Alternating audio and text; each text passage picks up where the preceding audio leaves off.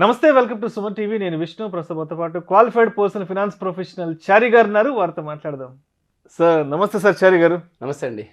Sir చారి గారు, ఇవాల్టి రోజుల్లో కార్ అనేది ఒక basic need and basic necessity అయిపోయింది. కాబట్టి ఎవరైనా కొత్త కారు కొనాలి అన్న ఆలోచనలో ఉన్న వాళ్ళకి మరి బడ్జెట్ పరంగా ఏదైనా సులువైన మార్గాలు ఉంటే చెప్పగలరు? కరెక్ట్ అన్నారండి. నీడ్ అయిపోయింది యాక్చువల్గా.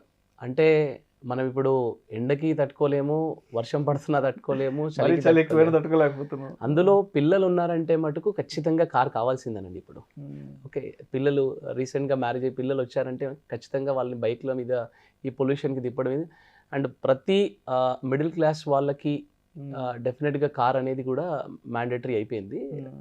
ఎందుకంటే ఇప్పుడు అదొక ఎక్స్పెన్స్ లాగా అయిపోయిందండి. అయితే కారు ఈఎంఐ ప్లస్ కార్ యొక్క మెయింటెనెన్స్, దానికి కావాల్సిన ఫ్యూయల్, ఇవన్నీ అప్రాక్సిమేట్లీ తక్కువలో తక్కువ 20-25,000 పర్ మంత్ అయితే ఖర్చు అయిపోతుందండి ఖచ్చితంగా. కొన్నిసార్లు ఈఎంఐకే 15-20,000 అవుతుంది. సో పెట్రోల్ ఎక్స్పెన్స్ 30-35 వరకు వెళ్తుంది. ఇదేంటంటే ఒక్కసారి పెట్టే ఎక్స్పెన్స్ కాదు. ఈవెన్ మనం 25 ఇయర్స్లో జాబ్ స్టార్ట్ చేసామంటే ఈవెన్ 60 ఇయర్స్ వరకు కంటిన్యూ అవుతానే ఉంటుంది ఎక్స్పెన్స్. ఓకే, అయితే నేను ఒక స్ట్రాటజీ చెప్తాను. ఇదేంటంటే మేము ఆల్రెడీ ఇంప్లిమెంట్ చేశాము, వేరే వాళ్ళు ఆల్రెడీ చూస్తున్నారు. ఇది already successful formula.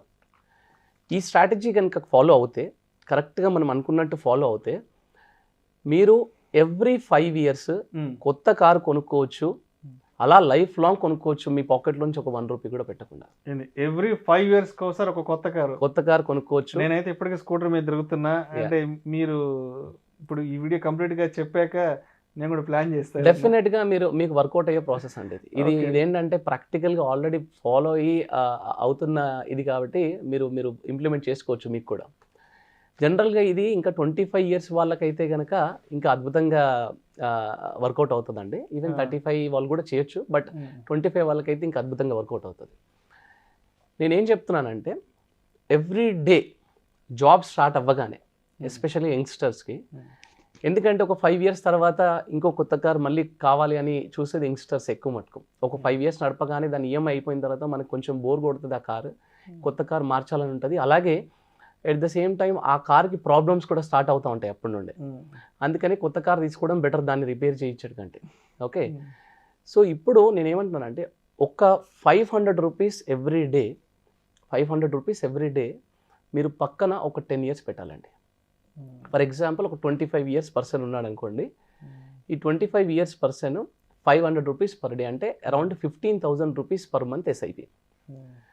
Every month 15,000 rupees ఎస్ఐపిలో నెక్స్ట్ 10 ఇయర్స్ ఇన్వెస్ట్ చేస్తారు. చేస్తే ఇక్కడ మీ ఇన్వెస్ట్మెంట్ అరౌండ్ 18 lakhs అవుతుంది. And at the rate of 12% return మీ టోటల్ ఫండ్ వాల్యూ కాస్త 35 lakhs అవుతుందండి మ్యూచువల్ ఫండ్స్లో. ఓకే, ఇప్పుడు ఈ 35 lakhs అయిన రోజు your done, me goal achieve అయినట్టే. ఇదేమైందంటే, యాక్చువల్గా మనం 10 ఇయర్స్ టెన్యూర్ పెట్టుకుంటాం. దాంట్లో కొంతమంది 7 ఇయర్స్లో కూడా అచీవ్ చేస్తారు, కొంచెం స్పీడ్గా అమౌంట్ ఎస్ఐపీస్ ఇంక్రీజ్ చేసుకుంటూ. ఇంకొంతమందికి మార్కెట్స్ బాగా చాలా మంచి రిటర్న్స్ ఇచ్చి 12 అన్న దగ్గర 15%, 20% రిటర్న్స్ ఇచ్చిన వాళ్ళు కూడా ఉన్నారు. వాళ్ళు 9 ఇయర్స్లోనే గోల్ అచీవ్ అయిన వాళ్ళు కూడా ఉన్నారు. ఎండ్ ఆఫ్ ద డే ఏంటంటే 35 lakhs అక్యుములేట్ అయిన రోజు వీఆర్ డన్. మనం అనుకున్న టార్గెట్ అచీవ్ అయిపోయినట్టే, మనం ఇంకా స్టార్ట్ చేసుకోవచ్చు ప్లానింగ్. మీరు వన్స్ దిస్ 35 lakhs అక్యుములేట్ అవ్వగానే మీరు ఏం చేస్తారంటే, 12 lakhs ఇనీషియల్గా మాత్రం మీరు 12 lakhs కార్ కొనుక్కోవచ్చండి. ఓకే, 12 lakhs కార్లో ఫస్ట్ 2 lakhs మాత్రం మీరు డౌన్ పేమెంట్ ఇస్తారు. ఈ 35 lakhsలో నుంచి 2 lakhs తీసి 2 lakhs డౌన్ పేమెంట్ ఇస్తారు. ఓకే, ఈ మిగతా 10 lakhs ఏం చేస్తారంటే కార్ లోన్ తీసుకుంటారు నెక్స్ట్ 5 ఇయర్స్కి. ఈ కార్ లోన్కి ఈ 5 ఇయర్స్ టెన్యూర్ విత్ 9% ఇంట్రెస్ట్ అవుతే కనుక అరౌండ్ 20,000 పర్ మంత్ ఈఎంఐ వస్తుంది కార్కి. ఓకే, ఈ ఈఎంఐ ఏదైతే ఉందో మ్యూచువల్ ఫండ్లో మనకున్న 33 lakhsలో నుంచి ఎస్డబ్ల్యూపీ పెడతామండి. ఎస్డబ్ల్యూపీ అంటే ఏంటి? సిస్టమాటిక్ విత్డ్రావల్ ప్లాన్ అనమాట. ఓకే, నేను ఇంతకుముందు కూడా ఎస్ఐపి ఎస్డబ్ల్యూపీ గురించి డిస్కస్ చేశానండి. మళ్ళీ ఒక్కసారి, అంటే కొత్తగా చూస్తే వాళ్ళందరికీ ఒక్కసారి జస్ట్ బ్రీఫ్ ఇస్తాను. మ్యూచువల్ ఫండ్లో ఎస్ఐపి, ఎస్డబ్ల్యూపీ 2 కాన్సెప్ట్స్ ఉంటాయండి.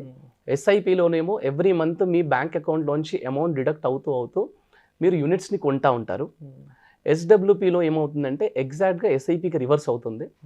మీరు లంసమ్ అమౌంట్ ఆల్రెడీ అక్యుములేట్ చేసిన యూనిట్స్ నుండి ఎవ్రీ మంత్ మన యూనిట్స్ని అమ్మేసుకొని మన బ్యాంక్ అకౌంట్లోకి రివర్స్గా అమౌంట్ వచ్చి పడతా ఉంటుంది అనమాట. This is called systematic withdrawal plan.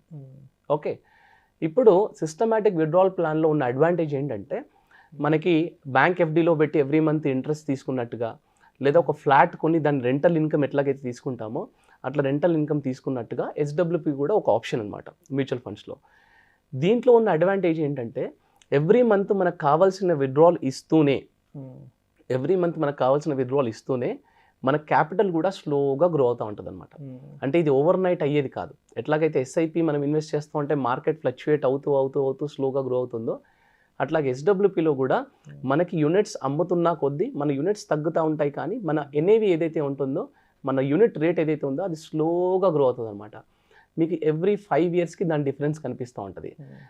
మీరు లాస్ట్ 15-20 year హొరైజన్ చూస్తే 33 lakhs పెట్టిన వాళ్ళకి ఇవాళ క్రోర్స్లో ఉందండి. సో నేను అంత కూడా చెప్పట్లేదు, జస్ట్ 33 lakhs పెడతాము. నెక్స్ట్ 5 yearలో ఈ 33 lakhsలో నుంచి మనకు కావాల్సిన ఈఎంఐ ఈ 7 to 8% విత్డ్రావల్ మాత్రమే పెడతాం, మనం ఎక్కువ కూడా పెట్టట్లేదు. ఈవెన్ కన్జర్వేటివ్ ఫండ్స్లో, even large caps, blue chips లాంటి ఫండ్స్లో పెట్టుకున్నా, లేదా మీరు ఈవెన్ బ్యాలెన్స్డ్ అడ్వాంటేజ్ లాంటి బ్యాలెన్స్డ్ ఫండ్స్లో పెట్టుకున్నా మనకి విత్డ్రావల్ 7 to 8% వరకు తీస్తే నో ప్రాబ్లం అండి. మనం విత్డ్రావల్ తీస్తూ ఉంటాము, స్లోగా ఎవ్రీ 5 yearsకి మన క్యాపిటల్ కూడా గ్రో అవుతూ ఉంటుంది. ఓకే, ఇక్కడ ఏం జరిగింది, మనం కార్కి 35 lakhsలోంచి 2 lakhs డౌన్ పేమెంట్ ఇచ్చేసాము, మిగతా 33 lakhsలోంచి మన ఈఎంఐ, కార్కి ఈఎంఐ పే చేసుకుంటుంది. ఓకే, అంటే ఇక్కడ చూడండి, ఒక 1 rupee పెట్టకుండా ఫస్ట్ 5 years మీరు కార్ కొన్నారు, ఎట్ ద సేమ్ టైం దాని ఈఎంఐ కూడా నెక్స్ట్ 5 years మీరు డౌన్ పేమెంట్ కట్టారు అండ్ ఈఎంఐ మీరు కట్టలేదు. 5 years తర్వాత ఏమవుతుంది అంటే, మీరు కొన్న 12 లక్షల కార్ ఏమవుతుంది అంటే వర్స్ట్ కేసులో దానికి ఒక 5 lakhs అయినా వస్తాయండి, దాన్ని మీరు తీసేస్తే. ఈ పాత కార్ని మీరు డౌన్ పేమెంట్గా ఇచ్చేస్తారు. ఓకే, నెక్స్ట్ ఈ 5 years తర్వాత మీరు ఈవెన్ ఫస్ట్ 12 lakhs కార్ కొన్నారు కదా, తర్వాత 5 years తర్వాత మీరు 18 lakhs కార్ కొనుక్కోవచ్చు. 12 lakhs కాదు, 18 lakhs కార్ కొనుక్కోవచ్చు. అంటే ఇక్కడ మీరు అప్గ్రేడ్ అవుతున్నారు. 5 lakhs పాత కార్ డౌన్ పేమెంట్ ఇచ్చేసారు, మళ్ళీ ఇంకో 13 lakhs మీరు కార్ లోన్ తీసుకున్నారు. ఇన్ఫ్యాక్ట్ కరెక్ట్గా ప్రాసెస్ ఫాలో అయిన వాళ్ళు మాత్రం 20 lakhs కార్ కొనుక్కున్నారండి, to be very honest. 5 years అయిపోయిన తర్వాత 20 lakhs కార్ కొనుక్కున్నారు. నేను మరీ వర్స్ట్ సిచ్యువేషన్లో చెప్తున్నాను. ఇక్కడ 33 lakhs కాస్త even despite of the withdrawal మన ఈఎంఐ తీసేసిన తర్వాత కూడా రఫ్లీ అరౌండ్ ఒక 40 lakhs వరకు అవుతుంది. ఇది మరీ వర్స్ట్ కేసులో చెప్తున్నాను. ఆ తర్వాత 5 yearsలో ఏమైంది, 20 lakhs కార్ కాస్త మీరు 30 lakhs కార్ కొనుక్కోవచ్చు. ఆ తర్వాత 5 years ఏమైంది, మీరు 30 lakhs కార్ కాస్త 40-45 lakhs కార్ కూడా కొనుక్కోవచ్చు.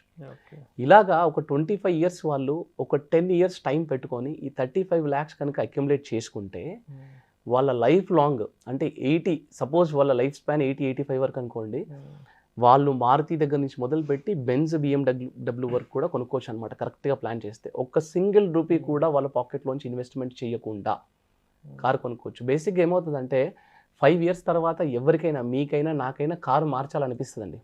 కానీ ఆల్రెడీ ఇప్పుడే ఈఎంఐ అయిపోయింది కదా, మళ్ళీ ఇప్పుడేం మారుస్తాంలే అని అనుకుంటాం, దాన్నే రిపేర్ చేస్తూ ఉంటాం. కానీ ఇలాంటి ఒక స్ట్రాటజీ ఉందనుకోండి, 100% వర్కౌట్ అయ్యే స్ట్రాటజీ. అండ్ 100% మనం ఎవ్రీ 5 years కార్ చేంజ్ చేసుకుంటాం. మనకంటే మన పాకెట్లోంచి డబ్బులు పెట్టట్లేదు అన్నప్పుడు మనం కొంచెం లగ్జరీగా అయినా, సేఫ్టీ కార్స్కి అయినా వెళ్తాము. అయితే ఇక్కడ ఫైనల్గా ఒక చిన్న పాయింట్ చెప్తానండి. 2 things.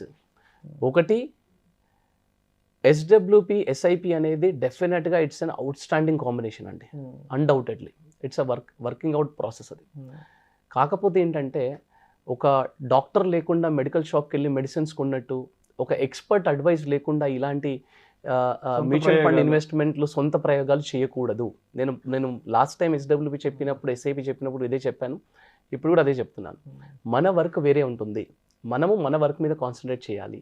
దీనికి మాత్రం ఖచ్చితంగా ఒక ఎంఎఫ్టీ కానీ ఒక ఫైనాన్షియల్ అడ్వైజర్ దగ్గరికి వెళ్ళి కూర్చొని మనం ప్లాన్ తీసుకొని సలహా మేరకు మాత్రమే దాంట్లోని సాధక బాధకాలను ఒకసారి మనం రివ్యూ చేసుకుని, దాంట్లో లాభ నష్టాలను బేరీజ్ వేసుకుని ఒక మంచి అడ్వైజర్ సలహా తీసుకుని మాత్రమే ఫర్దర్గా ముందుకెళ్ళాలి. ఎగ్జాక్ట్లీ. అంటే మ్యూచువల్ ఫండ్స్లో ఏదో ఊరికే కేవైసీ చేసి ఇన్వెస్ట్మెంట్ చేయడం వేరు, ఇవేంటంటే ఒక సర్జరీ లాంటివి. ఇప్పుడు నార్మల్ ఫీవర్ వచ్చిందంటే మెడికల్ షాప్కి వెళ్తామండి, కానీ సర్జరీ మనం చేసుకోలేం కదా. అలాగా ఇది ఒక సర్జరీ లాంటి కాన్సెప్ట్ అనమాట. దీన్ని చాలా జాగ్రత్తగా ఇంప్లిమెంట్ చేయాలంటే డెఫినెట్గా మీరు ఒక మంచి రైట్ అడ్వైజర్ దగ్గర నుంచి వెళ్ళాలి ఒకటి. రెండవది, ఇది కాన్సెప్ట్ వర్కౌట్ అవుతుందా లేదా, నేను 25 years నుంచి 35 years మరి నేను కారు కొనొద్దా, ఇలాంటి ఆలోచనలు పెట్టుకోకండి. అంటే మీరు కారు కొంటే కొనుక్కోండి, కొనుక్కున్నా సరే ఇది ఈ ఇంప్లిమెంట్ కూడా చేయండి. ఎందుకంటే నేను పర్మనెంట్ సొల్యూషన్ ఇస్తున్నాను మీకు. మీరు టెంపరీ సొల్యూషన్ దగ్గర నాకు ఈ ఫస్ట్ 5 years కార్ కావాలి నాకు అంతే అని అలా మూర్ఖంగా ఆలోచించడం కంటే, మనం ఇట్లా ఇప్పుడు కొంచెం ఇలాంటి ప్లాన్స్ స్ట్రాటజీస్ ఇంప్లిమెంట్ చేస్తే కొంచెం ఎక్కువ ఈజీగా అవుతుంది అనేది మనం ఆలోచించుకొని లాంగ్ టర్మ్ పర్మనెంట్ సొల్యూషన్ గురించి ఆలోచించుకోవడం అనేది బెటర్ అండి. ఇది చాలా ఇంపార్టెంట్. ఈ 2 things నేను లాస్ట్లో చెప్దాం అనుకున్నాను. ప్రేక్షకులకు విజ్ఞప్తి, mutual fund investments are subject to market risk. Read all the related documents and schemes carefully before investing. దయచేసి పెట్టుబడులు పెట్టే ముందు మీ ఫినాన్స్ ప్రొఫెషనల్ సలహా తీసుకుని మాత్రమే పెట్టుబడులు పెట్టగలరని మా మనవి. Thank you sir. థ్యాంక్స్ అండి.